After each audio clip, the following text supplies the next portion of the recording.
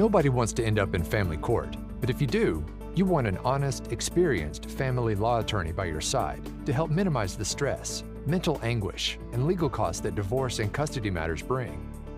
Welcome to In Your Best Interest. Texas divorce attorney and entrepreneur Justin Sisemore of the Sisemore Law Firm, entrepreneur Andrea Jones, freelance writer Mary Maloney, and guests share insight on what to expect and how to handle family law matters, the changing landscape of family law, and living the entrepreneur's life. Now, on to the show. Whether you're going through a divorce or ending a long-term relationship, we all know breaking up is hard to do. Things can really get complicated when a third party is involved, especially when a couple has children. Whether the breakup was due to an affair or a party falls for someone after the fact, introducing a new love interest to the kids is something parents really should not take lightly. The panel will discuss the whens, hows, and pitfalls of these introductions on today's episode of In Your Best Interest. Thanks for joining us for this episode of In Your Best Interest. I'm Mary Maloney, and today, Justin Sisemore, attorney with the Sisemore Law Firm, entrepreneur Andrea Jones, and I will discuss things to consider and the potential challenges parents face when introducing their kids to a new love interest. Great topic, Justin. I know we've talked about this before. So before we discuss the when and the how of introducing that new love interest, can you share your thoughts on why people should really be careful about getting involved with a new love interest when they're going through a custody dispute?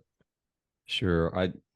You said this is a great topic, and I hope it is. I also hope that people use some common sense here, and I think we're going to touch on some things that sound a bit commonsensical. But when we're looking at kind of the introduction of a new love interest and also the emotion that's involved in a divorce case, it's really easy to jump to the next person as a distraction from what you're going through. And I think the challenge there is multifaceted. One, until you kind of heal, just like if you have a disease or anything else, until you heal from the issue on a personal level, you can sometimes find yourself falling into the distraction person, as I call them. And the distraction person feels really right for you, when you're involved in an emotional situation, you haven't healed from it. And, sometimes you can find yourself becoming attracted to things that really don't play out long-term the way they should. And so I think taking time and a breath and healing for yourself on an individual level, we always hear, don't let someone else make you happy. But the reality is, a lot of humans, myself included, need the connectivity. I need social interaction. I need to feel that love. And I know it gets lonely when you are first going through this process, especially if you're on the receiving end where you haven't had or this wasn't your decision. And so the big thing there is just don't dive in until you heal. And I think from an attraction level, the other thing I see a lot of is people they move too fast into the next relationship. And while the case is pending, that becomes their sense of commonality or common ground. And so they really bond over the toxic things like divorce, and they bond over, the process of divorce and how we're going to protect the party that's in the divorce process or the child custody case with the new love interest. And that can be very challenging as an attorney because you often have the opinions of the new love interest telling you how to run the case. And, we kind of have to give them that tough love. Hey, with all due respect, you're not the client. And I know you're trying to protect the interest of your new love interest, but we kind of have to keep you at bay, especially where there's kids involved. And, so sometimes when the case goes away, the clients, I have them call me sometimes late, years or months after representation. And they said, you're really blunt with my significant other at the time, but I'm glad you were, because it seemed, very invasive. And I was in a situation of turmoil where I didn't really know how to heal from it. And it felt like that was my security blanket. And the reality was they were, just really overstepping their boundaries. And that plays out in different ways in the future. So I think that you just take some time, use some common sense, and, we'll get into the kid issues and the complications there in a bit. But but just really try to heal on an individual level, and don't compound a already difficult situation with an expedited decision with somebody that may not be right for you. So in the real world, obviously affairs do happen.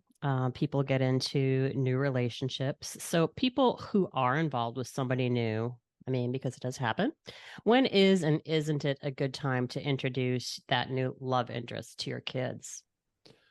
Yeah, I think the thing we have to remember with children, there's never, in my opinion, going to be the absolute time to say this new person is going to be the person that loves me and you the way that your dad or mom did. But that being said, there are very healthy situations that arise out of new relationships, specifically when there was toxic relationships beforehand.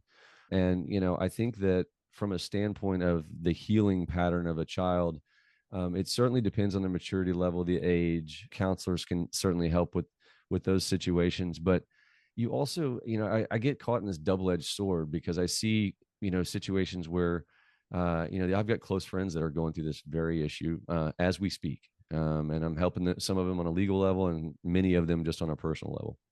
Just be a soundboard for these issues. And what we see most frequently is one of two sides of the coin. One, you can't evolve your new relationship or involve your new relationship to the positive side for a child to see a healthy relationship. And so then you're kind of stuck between this rock and a hard place of when do I do it? Because I want my child to see what a loving relationship looks like. By the other side of the coin, I see people that literally dive into absolutely asinine relationships with people that never should introduce that child in the first place. And then the third kind of prong that we see are situations where people want to get over the pain that they're experiencing and the loneliness, and they think that by just kind of throwing the child into the mix, it will expedite that process and really cultivate the relationship. So I think you've just got to really use common sense when it comes to the timing and the health and maturity of this child or children.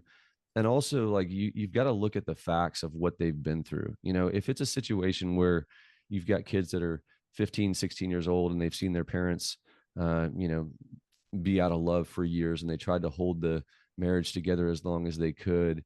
I don't think that it takes as long in that scenario as it does a 9 or a 10-year-old that just learned that their mom and dad are getting a divorce, and they thought nothing was wrong. And I think the biggest thing is you cannot replace that parent with the new person. And it's really important that you keep that mindset no matter what's happened to you, because the child is going to go through different things as a result of new relationships, and they're going to see things and be exposed to those things, to those issues. And the minute that you forget about your child and put yourself first or your love interest first, it doesn't play out well on a personal level, which means that I have to get a lot more involved in the custody cases. And there's usually a lot more animosity. There's usually a lot more issues with the child and their development patterns with respect to school, counseling, psychological issues. And so, if you just bury yourself, and we keep going back to this, use your common sense, be a good human, do the right thing, take yourself out of the equation approach. But that really heals a lot of things, and so does time.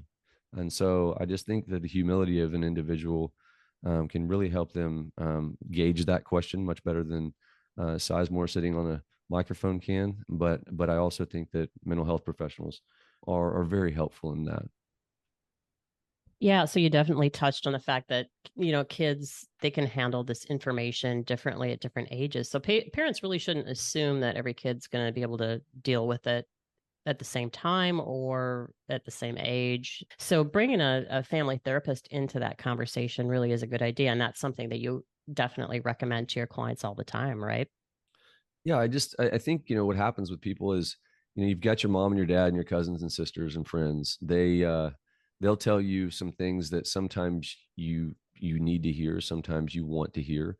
And it's just good to have soundboards. I mean, I can't tell you how many times I talk to clients in initial consultation, and I state what I feel is blatantly obvious, but you get in situations where it's very emotional, and sometimes that emotion clouds just clear judgment and common sense, and that's no disrespect to people that are going through that. It is literally a fundamental understanding of why it's helpful to have a third party that's never met you, that has been saying some of the same things that you've probably heard before, but it just resonates better. It feels better when you get reinforcement, and I get that compliment, thankfully, quite a bit. That, hey, look, I don't know why, but it just made me feel better to get this off my chest and talk through this with you. And I feel like that's 90% of what we do. And when it comes to the age of children, yeah, I don't like to place labels on kids or attorneys or anybody when it comes to age or length of time. I mean, you've seen kids that are 17 and 18-year-olds that have the maturity level of a 2-year-old and vice versa. So you really have to gauge your child and take yourself out of it. But certainly, from a consistency pattern, when it comes to involving those kids in the scenario, just remember, I mean, they're healing from, regardless whether it was an unhealthy relationship, they're healing from the loss of all they've known, all they've seen. And if that's something that they've been watching their entire life, even if it's not something that was healthy, you created it, you allowed it, you stayed in that arena, and it becomes habitual mindset. And so when you just strip it too soon, it's no different than a company. It's when you just all of a sudden rip a key person out of that business, or a key person leaves that business. If you don't have some offloading of that emotional impact and think about the human element of that for a second, what you'll find is, people won't really jump in on board with you, and your kids are going to do the same thing. And also, I'm not oblivious to the fact that kids manipulate the situation as well. So, they know how to be the water between the crack and divide the rock, if you will. And so, if it is, well, you've got a healthy relationship, you've done the counseling, you've waited the appropriate time, and your children at all costs just won't accept the new human. And sometimes you do have to rip that band-aid off, and you have to be the adult and establish that hierarchical pecking order again, while not saying this is your new daddy or your new mommy, but hey, we're in love, we're in charge, you're going to be respectful. I tell clients all the time, if you have a child over at your house that doesn't follow the pecking order and doesn't mind, it is literally like a tornado meets a volcano, and you don't want that in your household. So you have to establish that direct line of rule again. So after you've done the commonsensical things, after you've done the therapy and you've been patient with your children, sometimes it's the alienating parent on the other side that just at all costs is going to say, hey, whoever your mom's dating, your dad's dating is just a bad human. And I see that all the time. The step parent is the devil and all this. And so there's no do right in that situation. That's why there's a movie called The Stepmom, right? It's all about the human side of how difficult that is. And I don't pretend for a minute that the stepmom role is easy or the new person is easy, but the more humble they are when they come into the equation, at whatever age you decide that that's right to introduce, what I've found is it's beautiful. I mean, I've seen it with my wife and her family. Their mom and stepmom could be no more opposite on the world. They're very different humans. But I like the village shaping people, when the marital relationship didn't work. And it doesn't mean that either party was bad or better, and they've been through hell and back. And, we all know what that looks like. So I just think, it's a very age driven thing, sometimes, but usually it has more to do with the emotional maturity. So, Andrea, I'd love to get your perspective on this, because after you divorced, you waited a while to introduce the man who is now your husband to your kids. So if you could share your insight on that too, I think that'd be helpful for people. Yeah, so I think the first thing Justin said it earlier, priority are the kids at all times, and they need to be the priority, especially during this time, because remember, we talked about this many times, the kids identify themselves through mom and through dad, so they have 50% of each of them. So I think that's the most important thing to remember, that kids and the divorce is a traumatic event for, I think, any kid. The little ones don't really understand, the older ones understand well. Our kids, or my kids, were between the ages of 2 and 12. So when I when I finally felt that I could put myself out there again, I only met my now husband on the weekends that I didn't have the kids. So the kids had no idea that mama was even leaving the house. When my job schedule changed, then I saw him during the week too, but I never stayed the night or anything. I had a babysitter, and I told my kids I'm seeing a friend or a girlfriend or whatever. You don't have to be in detail what you tell your kids. Mama was going out, but mama was home at a normal time. After many, many months, when I felt that he's the right one, then I introduced him to the kids, but also not this is mama's new love life or this is your new daddy. This is a friend coming over to get to know you. And then we just had dinner together. He came over, had dinner, and left. And then that's it. I mean, there's no interrogating, do you like him and who he is? Nothing like that. And over time, step by step, he showed up more and the kids got to know him. But he was not the new daddy or anything like that. He never spent the night when the kids are there. We only saw each other overnight when my kids were gone. So the kids for many, many months had no idea. And when they saw him, he was still respectful and was not there.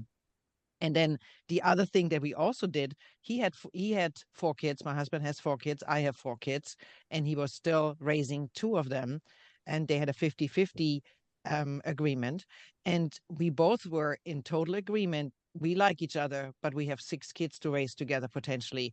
And we said, if the kids do not get along, unfortunately, we have to pull the band-aid off and go a different way because, again, kids are the priority, which is a hard decision to make, but we both agreed we'll bring the kids together. If the kids get along, then we can move forward. If the kids hate each other, then never mind. And we brought the kids together, and luckily from the first day on, they loved each other. They got along. I have twins. My husband has a son that is the exact same age, so it's having triplets, 3 boys at the same age. And then my oldest was 12, and then we had two other girls in the mix. And I think that was the most important thing at the beginning, that it was a slow introduction. The kids had a slow introduction. His kids never saw me as the new love life either. I didn't spend the night. They saw me this kind of like the same way. And I think that's what made it work and was a good way to handle that with the kids. On the opposite side, my now ex-husband moved in with his affair that he had, moved in immediately, and then lied to the kids and said, oh, it's just a friend, and mama kicked me out the house, or her attorney kicked me out the house, so I needed a place to stay, so I'm going to stay with her. And from the very beginning, this woman acted as if she's the mother of the kids, kissing them and I love you and all this other stuff, which was, again, weird to the kids at the beginning. My 12-year-old kind of like looked through all that, but the little guys didn't know. And again, it all comes back many, many years later. The kids realize that you lied to them and don't have a good, they have a good relationship with her because she's a loving person, but they have many questions later on, like, why did you lie to us? Why was it so fast? Why do we have to go to this woman's house all the time? We don't even know who she is. Why is she acting like mama? She is not our mother. And even to this day, when that woman makes comments like, oh, whatever, at graduation, I raised those kids too, I stand up. My oldest one is very clear and said, like, you're not the mother. Because there is some disagreement there, how she was introduced, and that never stops. So again, from my perspective, take it slow. Only introduce somebody when you're really, really sure that this is the person you want to spend your time with. I've seen many bad examples, friends and family who've done a different thing. Introduce the person when you are sure that's the right person that you want to spend the next whatever, you never know, 5-10 years with at least, and then make it slow and keep the stuff different. And one tip I would also give, if you have to raise stepkids, I strongly advise you to do counseling, step-parent counseling, because you think you know how this works because you raised kids before, but step-parenting is very, very different. And looking back, that's one big mistake we made. We should have had step-parent counseling, especially with that many kids. But even if you have 1 or 2, one of you doesn't have kids, the other one has kids, or both of you have kids, I think it's very, very important to take the time to go to a counselor and get some advice of all the problems that might come up. They might not be there when the child is 2, but trust me, when the child is 12, it might come up. So I think that's a mistake we made and didn't do. We should have done that better. Yeah, that's a great point, Mary. I'm sorry to interject, but that's a great point on the counseling of just how to learn how to be a step parent. It's like learning how to deal with addiction or any kind of disability. I'm going through it right now with my parents on the dementia side, and it's you get real angry at first and you snap for reasons that, you're not dealing with exactly the same person and the same set of facts. And Andrea hit it on a great point that we often just overlook. That step parent, there's really great resources out there for how you're supposed to internalize or not internalize reactions from kids and the other side and your love interest. And once you're armed with those tools, you can better deal with the situations as they arise. And especially if you have on the other side somebody that's going to interfere. Like my now husband came into the family after we were already separated for a long, long time. But he talked trash about my husband at all times. There was no reason. There was no affair. He wasn't even around when we got separated. But he talked trash all the time. And how do you respond to that as a mother to your kids? What do you say? How do you say that? I'm sure I made a lot of mistakes in trying to set the record straight, and you shouldn't. So I think the counseling will help you how to navigate the waters when there's bad relationship on one hand. Again, my husband, I mentioned it many times, he has a very good relationship with his ex-wife. They talked about everything, but then again, I'm only the stepmother, I'm not involved. So how do you deal with that? So there's a lot of topics that come up, and I think having a good counselor by your side that you can see once a week, once every other week throughout the process, or can rely on when you have a question, is a really, really good idea. Again, the kids are the priority, and you can't even imagine all the stuff that potentially can come up when you raise kids. You don't know. So somebody by your side is always a good idea. That doesn't mean you're crazy. I think so many people still think, oh, if I have a counselor, there's something wrong with me. No, it's like Justin said, it's a sounding board, somebody that gives you a neutral opinion that's not on your side or the kid's side or the husband side or ex-husband side, that just gives you a perspective in just looking at the facts and has some experience in how to navigate those waters. So Justin, parents who are the victims of infidelity, obviously they might be a little bitter, obviously. But they should also be careful about how they address the topic of the other parent's new love interest with their kids, as Andrea was alluding to. Can you share some words of wisdom for those folks? Yeah, I mean, I think Andrea really hit on a lot of the issues from a personal level. And when you look at two different backgrounds, as different as her ex and new husband are, and then as far as the age of the kids and the integration of all of those age ranges and all of the turmoil that happened in that relationship, her lens is beautiful for people to understand because she's seen it from the pain points of the divorce process and all that, and is willing to share what a lifetime looks like and a lifetime merger of new and blended families, and what the struggles they still go through with kids that have graduated law school and have really succeeded and thrived. And it's a true pat on the back for people in the world like Andrea, because I've seen her kids, I've met them, and I know that being a single mother is not easy. And so she's done it all. I've seen it firsthand with my mom, and obviously new relationships and all that. And so I've seen really a lot of facets of what this infidelity looks like, because I've lived it. I try to share those experiences with my family law clients. And I think it's helpful, like when you're sharing your tough times and your deep, dark issues, for me to share, some of the experiences that I've had, and let what it looks like from the child. And, I'm not a child anymore, but what my experience is going through the evolution of that process on the receiving end. And then, from the client's perspective and then the court's perspective, those are the human elements of what we do in law. And so when we talk about, being careful about how we address the topic, I just think it's really nice to get a perspective of, when you're involved in a divorce process, thinking about your kids getting married and having kids, getting, a lens that's a little bit wider and not focusing always on the here and now. I kind of talk out of both sides of my mouth on this issue, because I say, don't project and don't conclude. We can only solve what's here in the present now. But the reality is, if you start to look at your kids from a lens, while they're getting married and walking down the aisle, sometimes those immediate things that are bothering you allow you to go, okay, I got to get through this. There is a light at the end of the tunnel, but we're never done raising our kids.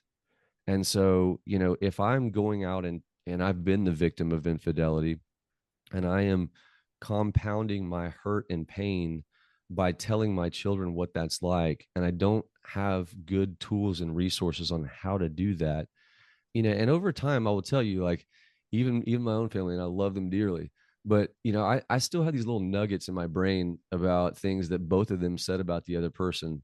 And it's like Andrea said, you want to have credibility with anybody, and especially your kids. And if you have exaggerated or embellished a situation to make your child feel your pain, that's really dumb, first of all. And second of all, when they get older, and it doesn't stop at 20, it goes to 40, 50, 60, you're taking care of your parents, things change and evolve. As you're trying to get help from your children, or you need them to do something, or you want them to do something, and you want them to express that love, if you have embellished and caused them hurt, and they've gotten through it and they've understood it, even if you weren't the person that was the bad actor, you can sometimes be the over alienator or the over exaggerator of what happened in that situation. And if you do that for too long, it becomes that boy who cried wolf. And that when that boy grows up to be a wolf, sometimes it feels like he's not loving or sincere. And the reality is, no, we've just heard a bunch of BS over these years. And, it's just, I know it was hurtful, and I've been sensitive to it for a long time, but we have to heal as humans. You have And to move on. And I think it's also important, especially when it doesn't matter which side of the coin you're on when you're talking about affairs, but I think I showed emotions to my kids. Yes, I did. But then also I came out strong on the other side, because imagine your kids at some point, they might be in the same situation that their partner cheats on them. And if they never see you rebound and you be stronger and come out bigger on the other side, what do you think your kid going to do? Roll over on their back and cry and be depressed and never get out there? You copy and paste. They see you. Yes, it's hard. I'm going through a bad time. I'm emotional, but I'm going to be stronger and I'm going to be better. Again, don't share the stuff with your kids, but I don't think it's bad to cry in front of your kids if you feel like it, or you can't hide it. They can see pain, but they can also see that you get stronger and better over time. And then you enter another relationship, because that gives them hope that if something happens to them later on in life, that they're going to be strong and can come to you and ask you for advice and get out better, because they're going to have broken hearts when they're teenagers and somebody dumps them, and then they see mommy or daddy getting over somebody, and then they can come, and then that's a beauty, I think. And Justin said, the kids never leave. They might leave your house, but they never leave your life, no matter how old they are. And they're always going to rely on you, and you're always going to be the parent in all situations. So be a good example on all levels. Be a good example.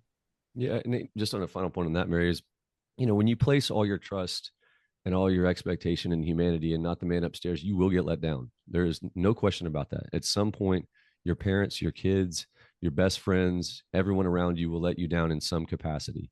And so because we're human. And so by teaching them, hey, look, this is how you get through an obstacle. And this is how I dealt with this. And I'm not perfect at it, but this is how I'm working to get better. It doesn't matter how extreme the situation is. You're showing them that there is a way and a pathway to achieve a better sense of humanity. And I think I get a little preachy on these issues, but it's important to, in my opinion, express that to your children and let them see the effort that you're making. If you are overweight and you're going to the gym and you're starting out with one foot in front of the other, half a mile, that's beautiful for your kids to see. That's why I do this job, is watching people heal from broken situations. And it's just a neat thing, in my opinion, to see humanity make an effort and actually accomplish change, no matter how big or small, and no matter how many days it takes to do it. So it might be good here to wrap up with just talking about some of the legal options that people have, because sometimes you have a party that will get involved with somebody that really is just kind of a bad actor, for lack of a better description, and it really could endanger that child, perhaps. So what can parents do if their ex is involved with somebody who is a bad actor, and it could be a possible threat to that child? Yeah, I can't encourage enough. I'm not saying that you need to do a full-on forensic evaluation of your new partner, but or background check, but you really need to do your homework when it comes to the new person that you're going to involve your child with, especially if they're coming in and being overly sensitive and overly invasive while you're still married. We've all seen and heard of the Dirty John situations, and you really need to get your background down, because you can actually end up falling in love with somebody and putting them in front of your children in the court's eyes. And that can really impact you. I've had several clients in the last year that, it's hard for them to make that break. And they want to come at me and say, Justin, you're just not doing your job. You don't understand this individual. But when you have a rap sheet that it does involve children, family violence, any issues like that, you're not going to see a judge just want to take a risk on that human. There's just a lot of people out there, and the judge is kind of like, why do you put them in front of your children? So when you have the danger situation, if you are the individual that is engaging in dating somebody else while you're in still married, or while you're in a custody case, you really need to understand who that person is from all areas. So don't do the fly-by-night dating scene is the point. But if you are on the receiving end of a situation where you know that your ex or your current spouse is dating somebody that is a harmful or an endangerment to a child, you certainly don't need to sit by with idle hands and be silent about it. You need to make sure that you establish boundaries. Some of that can be in the form of email communications directly to the other parent.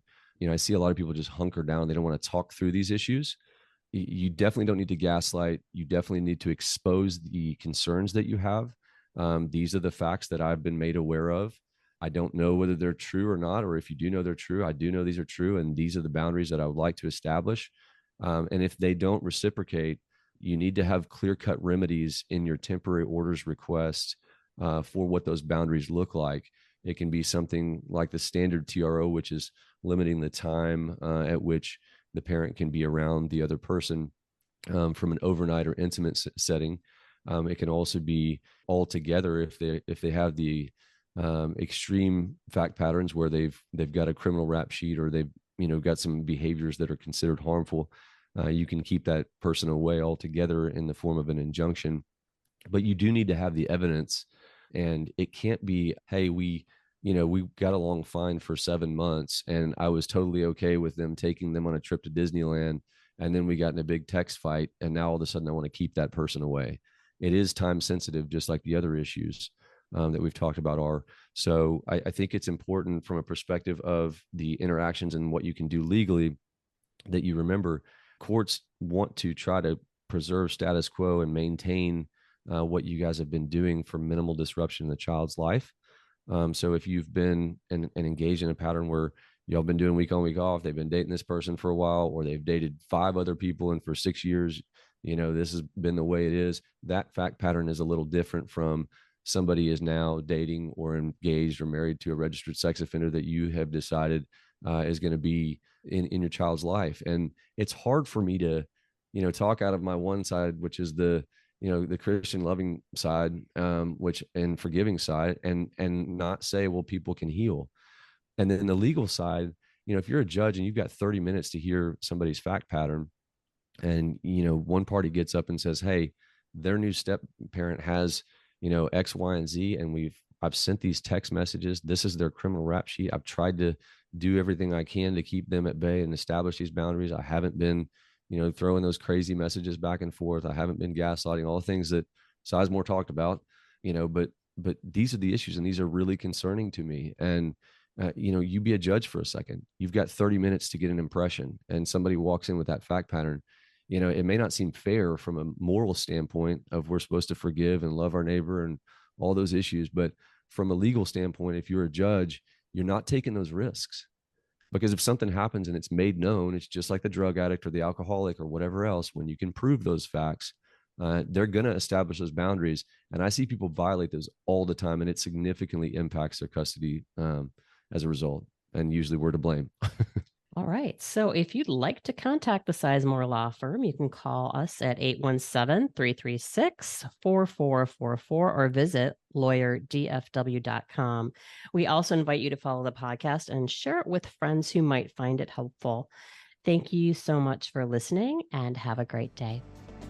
Thank you for listening to In Your Best Interest with Texas divorce attorney and entrepreneur Justin Sizemore. The content presented here is provided for information only and should not be construed as legal, tax, or financial advice. Click the follow button to be notified when new episodes become available.